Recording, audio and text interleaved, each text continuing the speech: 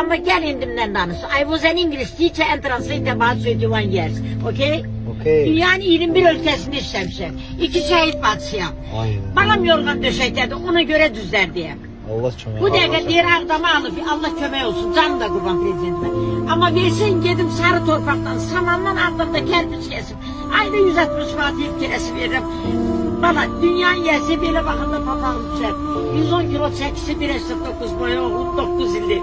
İndindik yerimeye başladı. Bir ekim kömeğilerdi.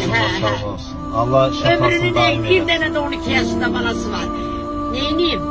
Allah Hele şefasından. desem durak güne 8 saat. Hiç o şey yoktu. Dahil İşler Nazırı. O kabalda böyle can güden oğlanlar var. Bir satın artık ayaksa duramırlar. Orada bir iş değil oğlumun dostu. Diğer ana nece gelir orada durur. Ben diğer hele. Ben de aparatta nedir bu? Ağdamız da var. Dedim yes of course.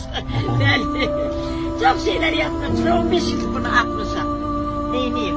En akıllı iş yerim Şimali İrlanda, Dublin. En aşağısı güne 26 manatım benim olmalıdır. Çöreksiz, yemeksiz, derman pulu. Saat 4'e kadar dururum burada. Neyiniyim? Yazık gelen olur, bir çoraba 5 manat veren olur. Birbirine görsün 20 manat verir, hala dur gidiver. Yani Allah cemaatimize değmesin. Allah sizler mevzusunu eylesin. Allah ömrünü sağlam Sağ ol, eylesin. sizlere de Bereketli birinci eylesin. can sağlığı, anaları incitmeyin. İkinci ruzu verin. Allah sizden Bana eylesin. olursun. Sağ ol, Çok sağ ol.